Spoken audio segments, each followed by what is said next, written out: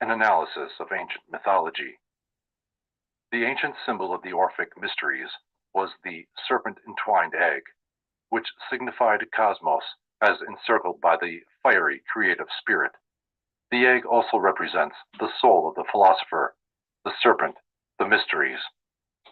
At the time of initiation, the shell is broke, and man emerges from the embryonic state of physical existence, wherein he had remained through the fetal period of philosophic regeneration. The ancient mysteries and secret societies which have influenced modern Masonic symbolism. Confronted with a problem involving the use of reasoning faculties, individuals of strong intellect keep their poise and seek to reach a solution by obtaining facts bearing upon the question. Those of immature mentality, on the other hand, when similarly confronted, are overwhelmed. While the former may be qualified to solve the riddle of their own destiny, the latter must be led like a flock of sheep and taught in simple language. They depend mostly entirely upon the ministrations of the shepherd. The Apostle Paul said that these little ones must be fed with milk, but that meat is the food of strong men.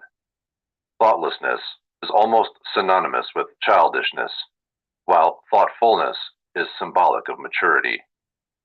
There are, however, but few mature minds in the world, and thus it was that the philosophic religious doctrines of the pagans were divided to meet the needs of these two fundamental groups of human intellect, one philosophic, the other incapable of appreciating the deeper mysteries of life. To the discerning few were revealed the esoteric or spiritual teachings, while the unqualified many received only the literal or exoteric interpretations. In order to make simple the great truths of nature and the abstract principles of natural law, the vital forces of the universe were personified, becoming the gods and goddesses of the ancient mythologies. While the ignorant multitudes brought their offerings to the altars of Priapus and Pan, deities representing the procreative energies, the wise recognized in these marble statues only symbolic concretions of great abstract truths. In all cities of the ancient world were temples for public worship and offering. In every community also were philosophers and mystics, deeply versed in nature's lore. These individuals were usually banded together, forming seclusive, philosophic and religious schools. The more important of these groups were known as the mysteries. Many of the great minds of antiquity were initiated into these secret fraternities by strange and mysterious rites, some of which were extremely cruel. Alexander Wilder defines the mysteries as sacred dramas performed at stated periods. The most celebrated were those of Isis, Sabazius, Cybele, and Eleusis. After being admitted, the initiates were instructed in the secret wisdom which had been preserved for ages. Plato, an initiate of one of these sacred orders, was severely criticized because, in his writings, he revealed to the public many of the secret philosophic principles of the mysteries. Every pagan nation had, and has, not only its state religion, but another into which the philosophic elect alone have gained entrance. Many of these ancient cults vanished from the earth without revealing their secrets, but a few have survived the test of the ages, and their mysterious symbols are still preserved. Much of the ritualism of Freemasonry is based on the trials to which candidates were subjected by the ancient hierophants before the keys of wisdom were entrusted to them. Few realize the extent to which the ancient secret schools influenced contemporary intellects and, through those minds, posterity. Robert McCoy, 33rd degree, in his General History of Freemasonry, pays a magnificent tribute to the part played by the ancient mysteries in the rearing of the edifice of human culture. He says, in part, "It appears that all the perfection of civilization and all the advancement made in philosophy, science, and art among the ancients are due to those institutions which, under the veil of mystery, sought to illustrate the sublimest truths of religion, morality, and virtue, and impress them on the hearts of their disciples. Their chief object was to teach the doctrine of one God, the resurrection of man to eternal life, the dignity of the human soul, and to lead the people to see the shadow of the deity in the beauty, magnificence, and splendor of the universe. With the decline of virtue, which has preceded the destruction of every nation of history, the mysteries became perverted. Sorcery took the place of the divine magic. Indescribable practices, such as the bacchanalia, were introduced, and perversion ruled supreme. For no institution can be any better than the members of which it is composed. In despair, the few who were true sought to preserve the secret doctrines from oblivion. In some cases they succeeded, but more often the arcanum was lost, and only the empty shell of the mysteries remained. Thomas Taylor has written, "Man is naturally a religious animal. From the earliest dawning of his consciousness, man has worshipped and revered things as symbolic of the invisible, omnipresent, indescribable thing, concerning which he could discover practically nothing. The pagan mysteries opposed the Christians during the early centuries of their church, declaring that the new faith, Christianity, did not demand virtue and integrity as requisites for salvation." Celsus expressed himself on the subject in the following caustic terms: "That I do not, however, accuse the Christians more bitterly than truth compels, may be conjectured from hence, that the criers who call men to other mysteries proclaim as follows: Let him approach whose hands are pure, and whose words are wise. And again others proclaim, Let him approach who is pure from all wickedness, whose soul is not conscious of any evil, and who leads a just and upright life. And these things are proclaimed by those who promise a purification from error. Let us now hear those who are called to the Christian mysteries. Whoever is a sinner, whoever is unwise, whoever is a fool, and whoever, in short, is miserable, him the kingdom of God will receive.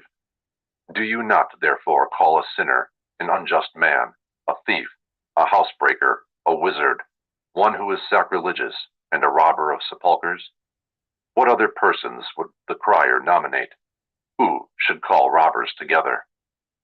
It was not the true faith of the early Christian mystics that Celsus attacked, but the false forms that were creeping in even during his day. The ideals of early Christianity were based upon the high moral standards of the pagan mysteries, and the first Christians who met under the city of Rome used as their places of worship the subterranean temples of Mithras, from whose cult has been borrowed much of the sacerdotalism of the modern church. The ancient philosophers believed that no man could live intelligently who did not have a fundamental knowledge of nature and her laws. Before man can obey, he must understand, and the mysteries were devoted to instructing man concerning the operation of divine law in the terrestrial sphere. Few of the early cults actually worshipped anthropomorphic deities, although their symbolism might lead one to believe they did. They were moralistic rather than religionistic, philosophic rather than theologic. They taught man to use his faculties more intelligently, to be patient in the face of adversity, to be courageous when confronted by danger, to be true in the midst of temptation, and, most of all, to view a worthy life as the most acceptable sacrifice to God, and his body as an altar sacred to the deity. A female hierophant of the mysteries, from Montfaucon's Antiquities.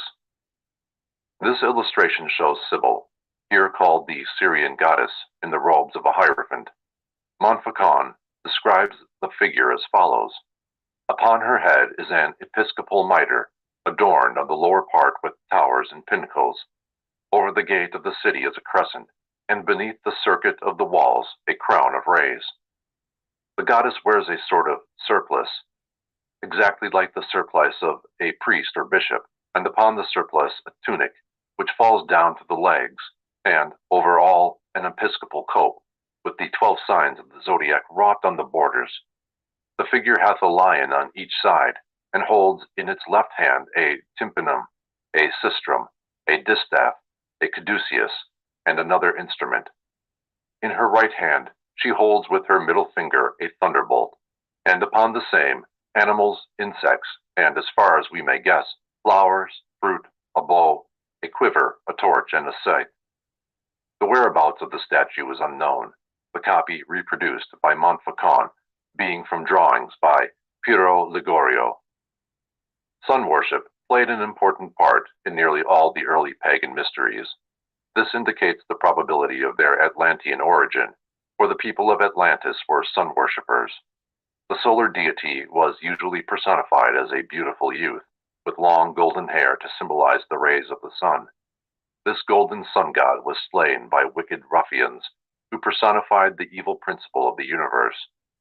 By means of certain rituals and ceremonies, symbolic of purification and regeneration, this wonderful god of good was brought back to life and became the savior of his people. The secret processes whereby he was resurrected symbolized those cultures by means of which man is able to overcome his lower nature, master his appetites, and give expression to the higher side of himself. The mysteries were organized for the purpose of assisting the struggling human creature to reawaken the spiritual powers which, surrounded by the flaming ring of lust and degeneracy, lay asleep within his soul. In other words, man was offered a way by which he could regain his lost estate. See Wagner's Siegfried. In the ancient world, nearly all the secret societies were philosophic and religious. During the medieval centuries, they were chiefly religious and political, although a few philosophic schools remained. In modern times, secret societies in the Occidental countries are largely political or fraternal, although in a few of them, as in Masonry, the ancient religious and philosophic principles still survive. Space prohibits a detailed discussion of the secret schools. There were literally scores of these ancient cults, with branches in all parts of the Eastern and Western worlds. Some, such as those of Pythagoras and the Hermetists, show a decided Oriental influence, while the Rosicrucians, according to their own proclamations, gained much of their wisdom from Arabian mystics. Although the mystery schools are usually associated with civilization, there is evidence that the most uncivilized peoples of prehistoric times had a knowledge of them. Natives of distant lands, many in the lowest forms of savagery, have mystic rituals and secret practices which, although primitive, are of a decided Masonic tinge. The Druidic Mysteries of Britain and Gaul. The original and primitive inhabitants of Britain, at some remote period, revived and reformed their national institutes. Their priest, or instructor, had hitherto been simply named 𝑬𝑴𝑷𝑹𝑬𝑺, but it was considered to have become necessary to divide this office between the national, or superior, priest and another whose influence would be more limited. From henceforth, the former became 𝑑ruid, druid, or superior instructor, and the latter 𝑔oed, or �Ｏvid, ovate, subordinate instructor, and both went by the general name of 𝑏ērd, or bards, or teachers of wisdom. As the system matured and augmented, the bardic order consisted of three classes: the druids, 𝑏ērd brant, or privileged bards, and ovates. See Samuel Merrick and Charles Smith, The Costume of the Original Inhabitants of the British Islands. The origin of the word druid is under dispute. Max Muller believes that, like the Irish word druid, it means the men of the oak trees. He further draws attention to the fact that the forest gods and tree deities of the Greeks were called dryads. Some believe the word to be of Teutonic origin, others ascribe it to the Welsh. A few trace it to the Gaelic druid, which means a wise man or a sorcerer. In Sanskrit, the word dru means timber. At the time of the Roman conquest, the Druids were thoroughly ensconced in Britain and Gaul. Their power over the people was unquestioned, and there were instances in which armies, about to attack each other, sheathed their swords when ordered to do so by the white-robed Druids.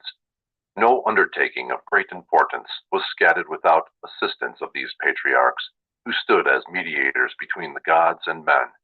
The Druidic order is deservedly credited with having had a deep understanding of nature and her laws. The Encyclopedia Britannica states that geography, physical science, natural theology, and astrology were their favorite studies. The Druids had a fundamental knowledge of medicine, especially the use of herbs and simples. Crude surgical instruments also have been found in England and Ireland. An odd treatise on early British medicine states that every practitioner was expected to have a garden or backyard for the growing of certain herbs necessary to his profession. Eliphas Levi, the celebrated transcendentalist, makes the following significant statement. The Druids were priests and physicians, curing by magnetism and charging amulets with their fluidic influence. Their universal remedies were mistletoe and serpent's eggs, because these substances attract the astral light in a special manner. The solemnity with which mistletoe was cut down drew upon this plant the popular confidence and rendered it powerfully magnetic. The progress of magnetism will someday reveal to us the absorbing properties of mistletoe. We shall then understand the secret of those spongy growths which drew the unused virtues of plants and became surcharged with tinctures and savors.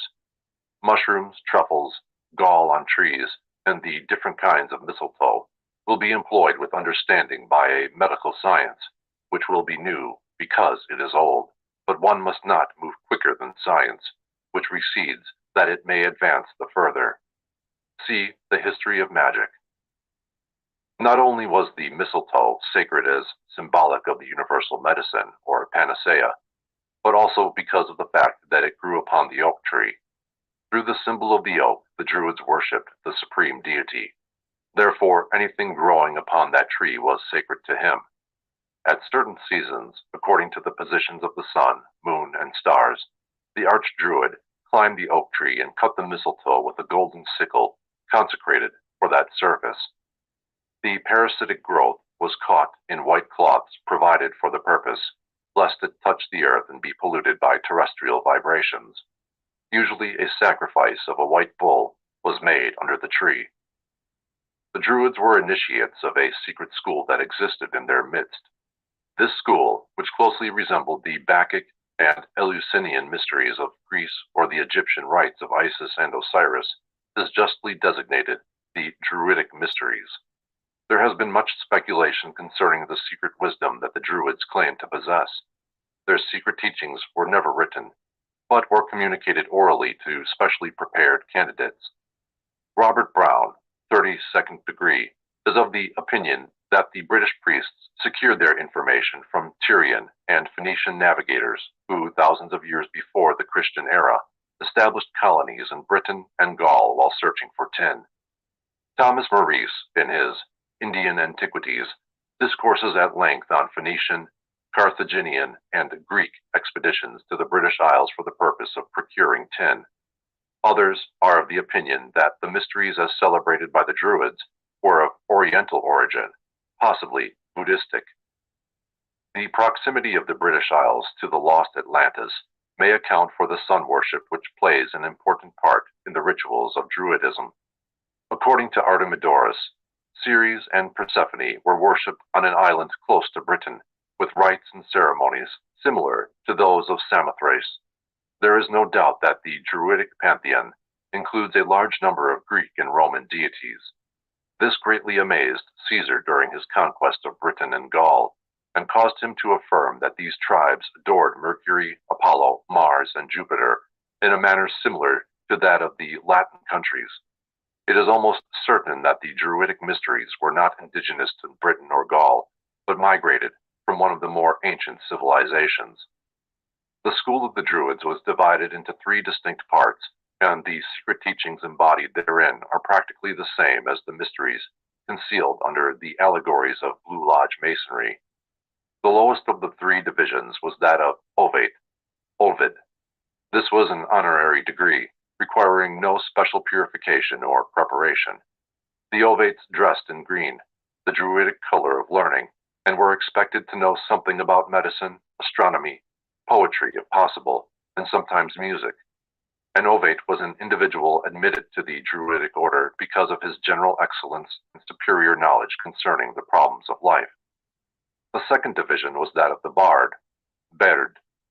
Its members were robed in sky blue to represent harmony and truth, and to them was assigned the labor of memorizing, at least in part, the 20,000 verses of Druidic sacred poetry. They were often pictured with the primitive British or Irish harp, an instrument strung with human hair, and having as many strings as there were ribs on one side of the human body. These bards were often chosen as teachers of candidates seeking entrance into the Druidic mysteries. Neophytes wore striped robes of blue, green, and white, these being the three sacred colors of the Druidic order. The third division was that of Druid, Derwyddon. Its particular labor was to minister to the religious needs of the people. To reach this dignity, the candidate must first become a bard brent. The Druids always dressed in white, symbolic of their purity, and the color used by them to symbolize the sun. In order to reach the exalted position of archdruid, or spiritual head of the organization, it was necessary for a priest to pass through the 6 successive degrees of the Druidic order. The members of the different degrees were differentiated by the colors of their sashes, for all of them wore robes of white. Some writers are of the opinion that the title of archdruid was hereditary, descending from father to son, but it is more probable that the honor was conferred by ballot election. Its recipient was chosen for his virtues and integrity from the most learned members of the higher Druidic degrees. According to James Gardner, there were usually 2 archdruids in Britain, one residing on the Isle of Anglesey and the other on the Isle of Man. Presumably, there were others in Gaul. These dignitaries generally carried golden scepters and were crowned with wreaths of oak leaves, symbolic of their authority. The younger members of the Druidic order were clean-shaven and modestly dressed, but the more aged had long gray beards and wore magnificent golden ornaments. The educational system of the Druids in Britain was superior to that of their colleagues on the continent, and consequently, many of the Gallic youths were sent to the Druidic colleges in Britain for their philosophical instruction and training. The archdruid, in his ceremonial robes, from Welcome's Ancient Cymric Medicine. The most striking adornment of the archdruid was the Ioden Moran, or breastplate of judgment, which possessed the mysterious power of strangling any who made an untrue statement while wearing it. Godfrey Higgins states that this breastplate was put on the necks of witnesses to test the veracity of their evidence. The Druidic tiara, or anguinum, its front embossed with a number of points to represent the sun's rays, indicated that the priest was a personification of the rising sun.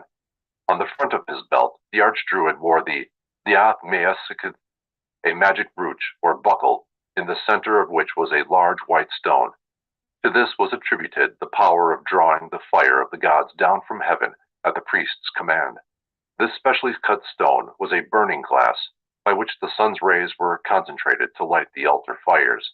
The Druids also had other symbolic implements, such as the peculiarly shaped golden sickle with which they cut the mistletoe from the oak, and the cornon, or scepter, in the form of a crescent, symbolic of the 6th day of the increasing moon, and also of the Ark of Noah. An early initiate of the Druidic mysteries related that admission to their midnight ceremony was gained by means of a glass boat called Gwawr Gwydfryn. This boat symbolized the moon, which, floating upon the waters of eternity, preserved the seeds of living creatures within its boat-like crescent.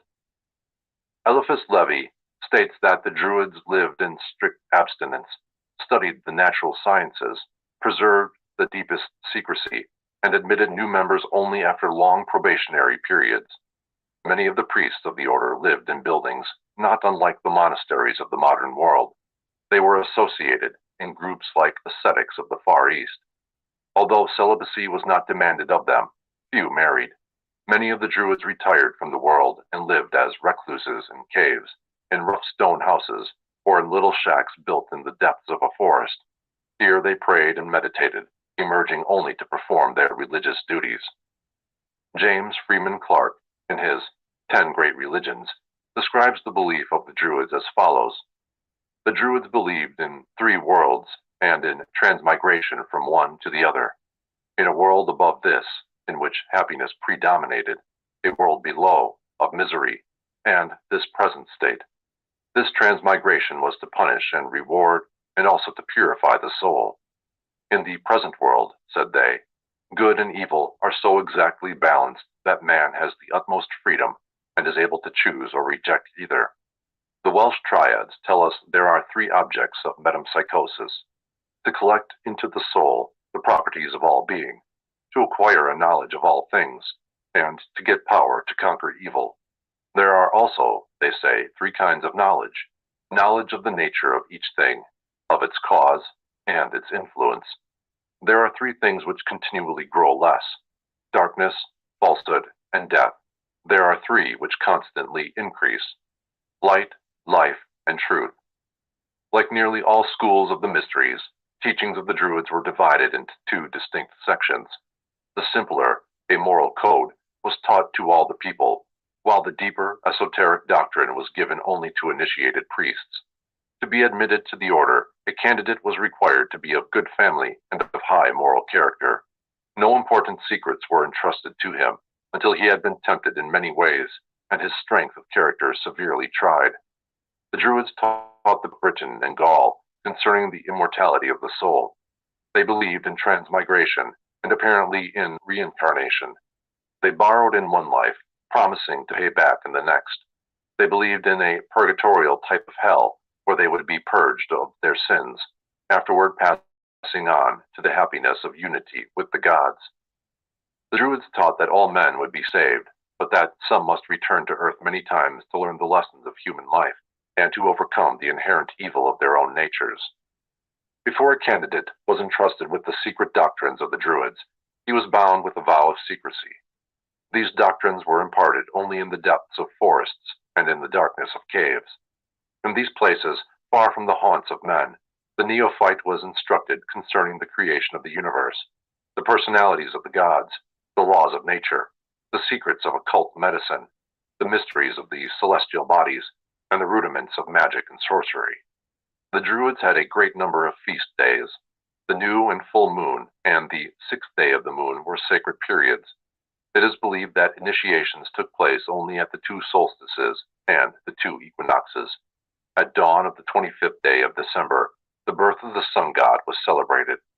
The secret teachings of the Druids are said by some to be tinctured with Pythagorean philosophy. The Druids had a Madonna, or Virgin Mother, with a child in her arms, who was sacred to their mysteries, and their sun god was resurrected at the time of the year corresponding to that which modern Christians celebrate Easter. Both the cross and the serpent were sacred to the Druids, who made the former by cutting off all the branches of an oak tree and fastening one of them to the main trunk in the form of the letter T. This oaken cross became symbolic of their superior deity. They also worshipped the sun, moon, and stars. The moon received their special veneration. Caesar stated that Mercury was one of the chief deities of the Gauls. The Druids are believed to have worshipped Mercury under the similitude of a stone cube.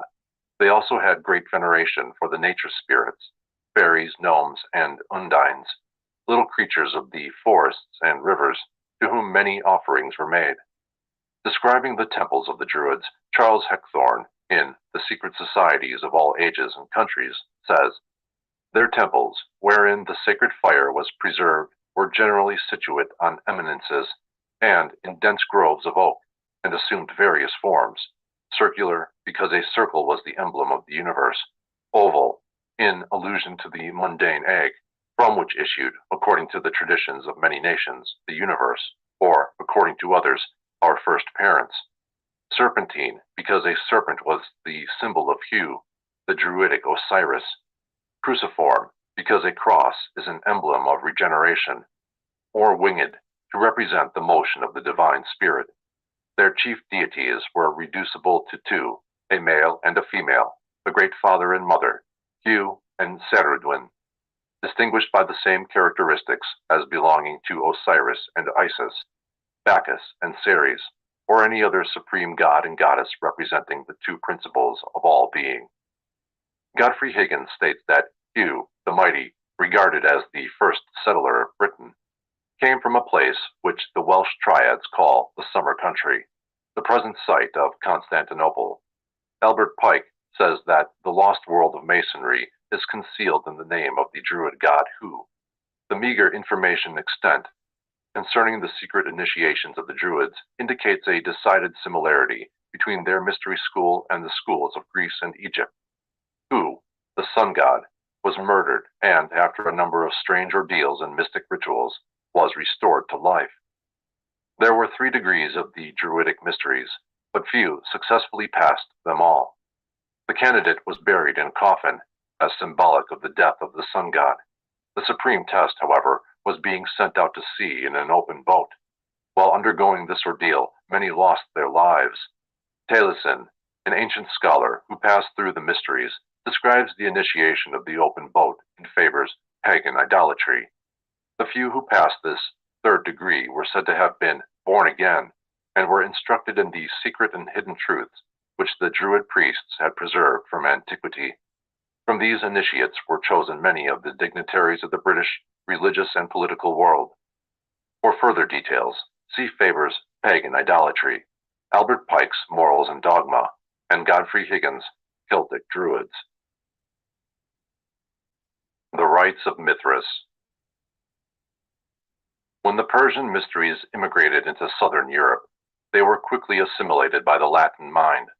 The cult grew rapidly, especially among the Roman soldiery, and during the Roman wars of conquest, the teachings were carried by the legionnaires to nearly all parts of Europe.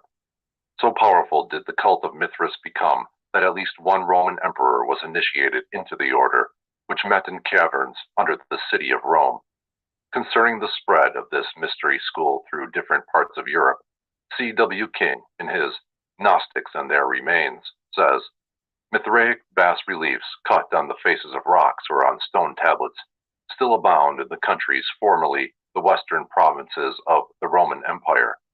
Many exist in Germany, still more in France, and in this island, Britain, they have often been discovered on the line of the Picts Wall and the noted one at Bath. Alexander was philosophy that the sun is supposed to dwell in that Sandalak, though not himself androgynous. As Mithras, he is the Ford of the sun, powerful and radiant, and most magnificent of the Yazatas, Izads, or genii of the sun. As Mithra, this deity represents the female principle. The mundane universe is recognized as her symbol. She represents nature as receptive and terrestrial, and as fruitful only when bathed in the glory of the solar orb. The Mithraic cult is a simplification of the more elaborate teachings of Zarathustra, or Zoroaster, the Persian fire magician. The ground plan of Stonehenge, from Maurice's Indian Antiquities. The Druid temples of places of religious worship were not patterned after those of other nations. Most of their ceremonies were performed at night, either in thick groves of oak trees or around open-air altars built of great uncut stones. How these masses of rock were moved has not been satisfactorily explained. Christian Mysteries. The fraternal and democratic spirit of the first communities, and their humble origin. The identification of the object of adoration with light and the sun. The legends of the shepherds with their gifts and adoration. The flood and the ark. The representation in art of the fiery chariot. The drawing of water from the rock. The use of bell and candle, holy water, and the communion. The sanctification of Sunday and of the 25th of December. The insistence on moral conduct, the emphasis placed on abstinence and self-control, the doctrine of heaven and hell, of primitive revelation, of the mediation of the Logos emanating from the divine, the atoning sacrifice, the constant warfare between good and evil, and the final triumph of the former, the immortality of the soul, the last judgment, the resurrection of the flesh, and the fiery destruction of the universe. These are some of the resemblances which, whether real or only apparent, enabled Mithraism to prolong its resistance to Christianity. Mithras slaying the bull. From Lundy's Monumental Christianity. The most famous sculpturings and reliefs of this Prototokos show Mithras kneeling upon the recumbent form of a great bull, into whose throat he is driving a sword. The slaying of the bull signifies that the rays of the sun, symbolized by the sword, reveal at the vernal equinox the vital essences of the earth. The blood of the bull, which, pouring from the wound made by the sun god, fertilized the seeds of living things. Dogs were held sacred to the cult of Mithras, being symbolic of sincerity and trustworthiness. The Mithraics used the serpent as an emblem of Ahriman, the spirit of evil, and water rats were held sacred to him.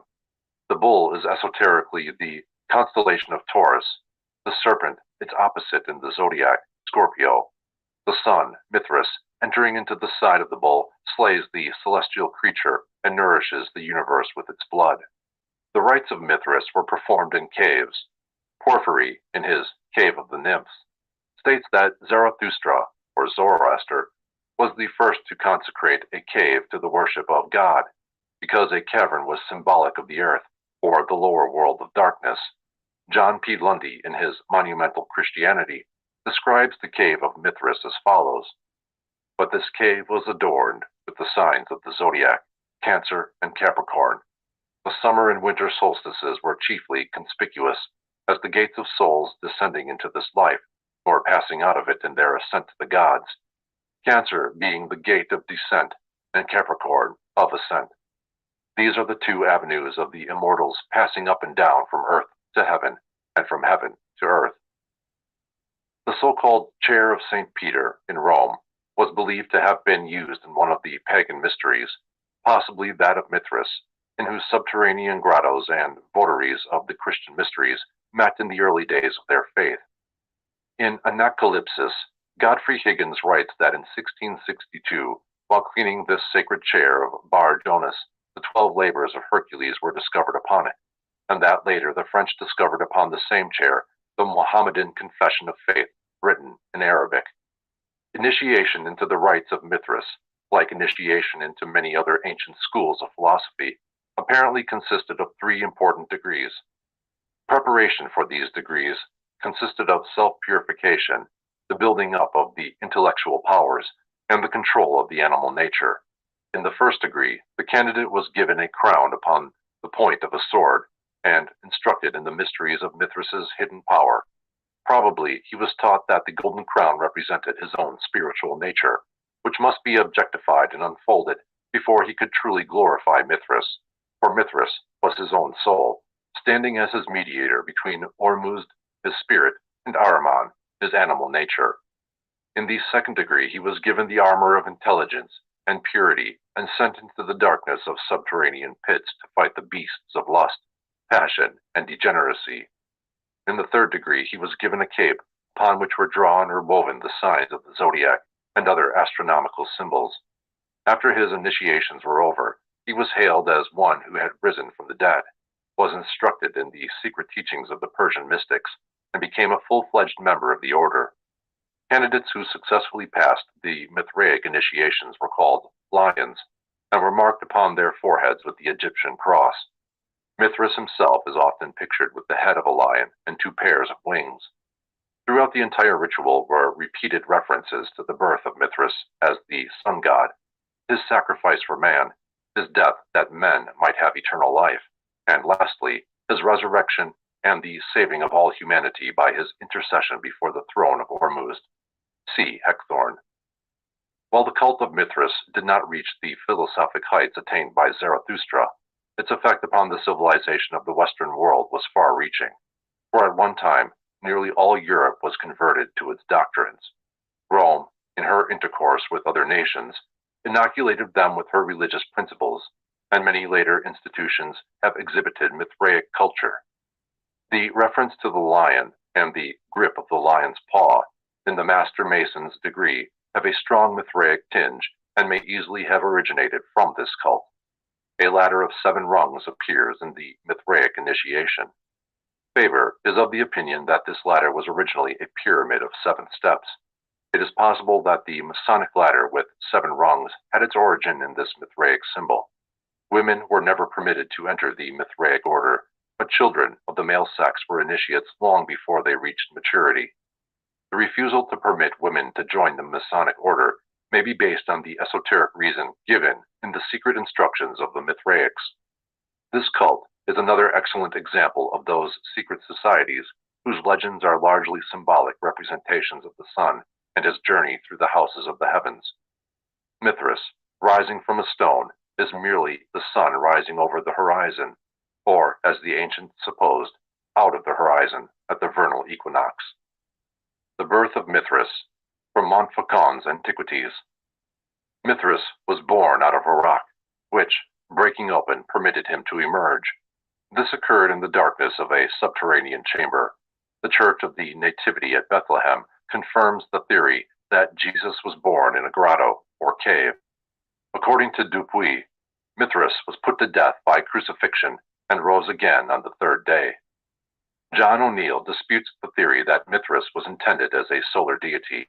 In The Night of the Gods, he writes, "The Avestan Mithra, the Yazata of light, has 10,000 eyes, high, with full knowledge, or Parathuvediana, strong, sleepless, and ever awake, or 𝑬𝑴𝑔𝑚𝑽𝑚. The supreme god, Ahura Mazda, also has one eye, or else it is said that, with his eyes, the sun, moon, and its stars, he sees everything." The theory that Mithra was originally a title of the supreme heavens god, putting the sun out of court, is the only one that answers all requirements. It will be evident that here we have origins in abundance for the Freemason's eye, and its nunquam dormio. The reader must not confuse the Persian Mithra with the Vedic Mitra. According to Alexander Wilder, the Mithraic rites superseded the mysteries of Bacchus and became the foundation of the Gnostic system, which for many centuries prevailed in Asia, Egypt, and even the remote West. The Ancient Mysteries and Secret Societies, Part 2. The entire history of Christian and pagan Gnosticism is shrouded in the deepest mystery and obscurity. For, while the Gnostics were undoubtedly prolific writers, little of their literature has survived. They brought down upon themselves the animosity of the early Christian Church, and when this institution reached its position of world power, it destroyed all available records of the Gnostic cultus. The name Gnostic means wisdom, or knowledge, and is derived from the Greek gnosis. The members of the order claimed to be familiar with the secret doctrines of early Christianity. They interpreted the Christian mysteries according to pagan symbolism. Their secret information and philosophic tenets they concealed from